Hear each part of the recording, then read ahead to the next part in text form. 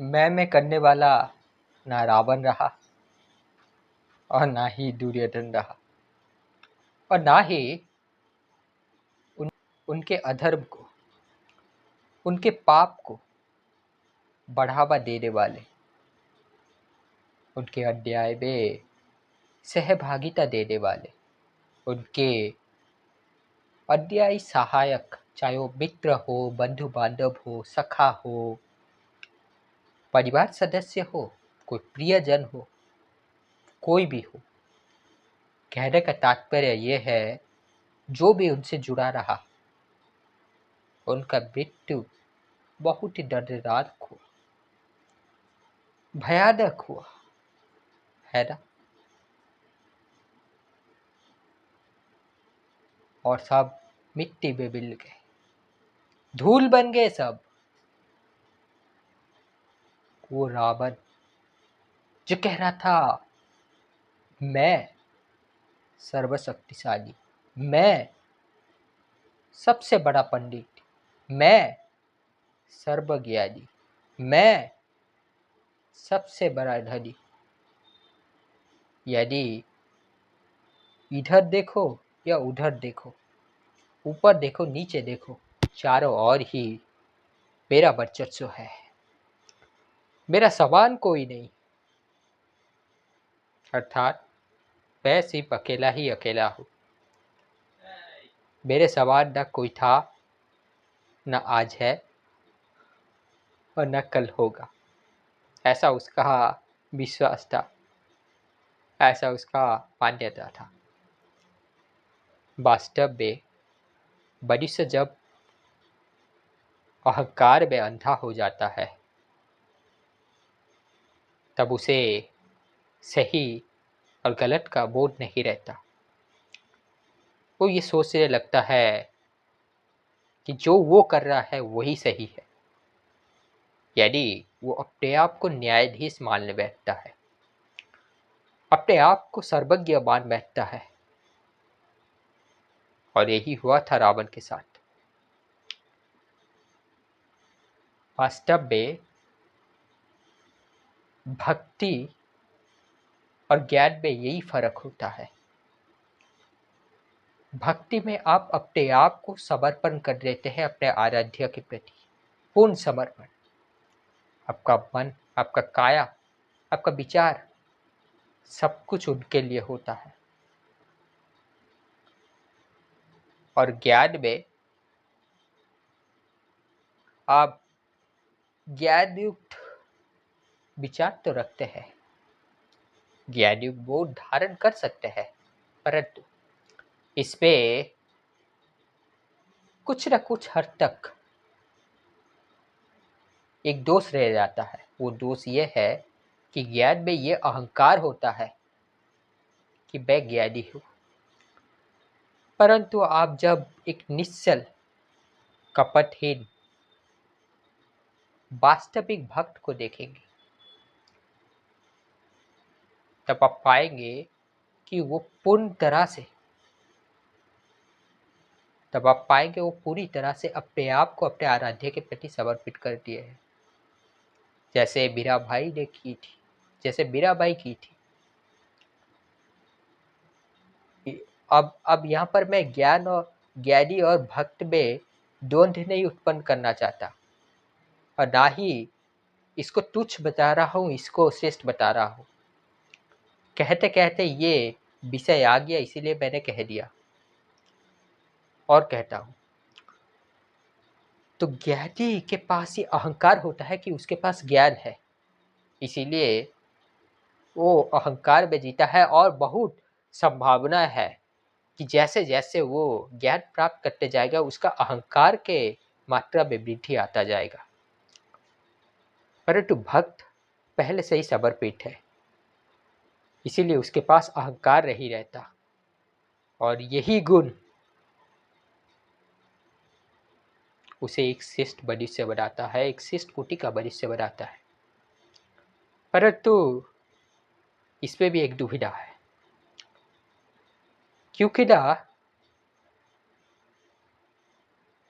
भक्त अक्सर कौन होते हैं? वो जो सोचते हैं कि ये ज्ञान की भाषा मुझे समझ में नहीं आती, थोड़ा कठिन थोड़ा कठिन लगता है। तो जब ये भक्त के पास ज्ञान ना हो, आत्मज्ञान ना हो, तत्व बोध नहीं हो, तब ये पूरी तरह से संभावना है कि वो विभिन्न तरह के अंधविश्वास, अंधप्रथा के चक्र में फंस जाएंगे। ये कह बैठेंगे कि ये करेंगे तो ये मिल जाएगा, इससे परमात्मा की प्राप्ति होगी, ईश्वर की प्राप्ति होगी, निर्वाण मिलेगा। हाँ, उसके पीछे उनका जो नियत है वो शुभ है, मंगलकारी है, परंतु क्योंकि ना उनके पास बोध नहीं, ज्ञान नहीं, ऐसा हो सकता है। परंतु इसका मतलब ये नहीं कि हर एक स्थिति में ऐसा होगा, नहीं, परंतु ये अवश्य हो सकता है। इसीलिए अब भक्त बाद में होते हैं, पहले मनुष्य होते हैं। अब मनुष्य होने के कारण ज्ञान, बोध, विवेक को धारण करना अति आवश्यक हो जाता है। वास्तव में अब जब ज्ञान युक्त कर्म करते हैं, जब आप धर्म को धारण करते हैं, वास्तविक कर्म योगी होते हैं, और जब आप अपने आप को ज्ञान युक्त कर्म करते हुए फल से दूर रखते हैं, फल से आसक्त नहीं होते, यानी निष्काम कर्म करते हैं, अपने आप को संन्यास का लाभ मिलता है, तथा संसार को संसारी की भांति लाभान्वित कराते हैं, और एक भक्त के भांति अब पूरी तरह समर्पित हो जाते हैं अपने कार्य के प्रति। आप भी वैसे निश्चल हो जाते हैं, एक कर्म योगी इंसान बनते हैं, जिसमें कर्म का भी समावेश है, ज्ञान का भी समावेश है, और भक्ति का भी रस है, प्रेम का भी रस है। ये जीवन मिला है, इसको सभी तरह के रंग से रंगना है, सभी तरह के भावना होना चाहिए। ये आकाश, ये डब में जब सातों रंग छाता है, जब इंद्रधनुष छाता है, कितना सुंदर लगता है। तो जीवन को भी इंद्रधनुष बनाना चाहिए, है ना। परंतु हम तो ठहरे अभिमानी, अहंकारी। हम क्या समझेंगे, हम तो अपने आप को श्रेष्ठ मान बैठे हैं, जो कुछ करते जा रहे हैं वही सोचे हैं कि सही है। एक चीज ध्यान रखिएगा बंधुगण, जब घर के छत के ऊपर आप उठ जाते हैं, तो घर का जो दीप है, जो अस्तित्व देता है, वही नहीं दिखाई देता। प्रगति ऐसा होना चाहिए जहां पर हमारा पैर तो जमीन पर खड़ा हो, परंतु हमारा मस्तक नभ को छू रहा हो। यदि हम मनुष्य से, लोक समाज से जुड़े हुए हैं, किसी को तुच्छ नहीं समझ रहे हैं, परंतु इसका मतलब ये नहीं कि अपराधी को आप दंड ना दे, उसको तुच्छ ना समझे, उसको नीच ना दिखाए, उसको नीचता की श्रेणी में ना रखे। अवश्य रखना चाहिए, क्योंकि अपराधी अगर उच्च कोटि के श्रेणी में शामिल हो गया तो समाज में सिर्फ अपराधी बनेगा। कभी कभी क्या ये आवश्यक होता है कि जो दुर्जन दुष्ट मनुष्य है उनको निश्चिता के श्रेणी दिखाना, उसको निश्चिता के तल में रखना, यही बोध है। और जो श्रेष्ठ मनुष्य है, आचरण से, गुण से, ज्ञान से, उनको ऊपर रखना है। तो जो रावण मैं करता था, कि उसके सेरा सवार कोई नहीं, उसके सवार सर्वज्ञ कोई नहीं, शक्तिशाली कोई नहीं। क्या हुआ, एक बनवासी ने उसका पूरा साम्राज्य ही उजाड़ कर रख दिया, पूरा स्वर्ण का लंका विनाश कर दिया। वास्तव में एक बनवासी ने नहीं किया, अपितु उसके कर्म ने किया। ये उसका कर्म फल था, उसका अन्याय, उसका अपराध, उसका अधर्म का फल था। भले ही आप अपने आप को कितना ही शिव भक्त कह दें, लेकिन अगर आपका आचरण कलंकित है, व्यवहार कलंकित है, तो आपका हश्र रावण के जैसा होगा। मैं की भावना छोड़कर हम की भावना तक आइए, इसी में ही मनुष्यता को सार्थकता मिलती है। जब आप हम की भावना पर जिएंगे, तब आप राष्ट्र के हित में सोचेंगे, समाज के कल्याण के बारे में सोचेंगे, जन कल्याण के बारे में सोचेंगे। अन्यथा एक पशु के भांति एक छोटे परिवार में सीमित रह जाएंगे।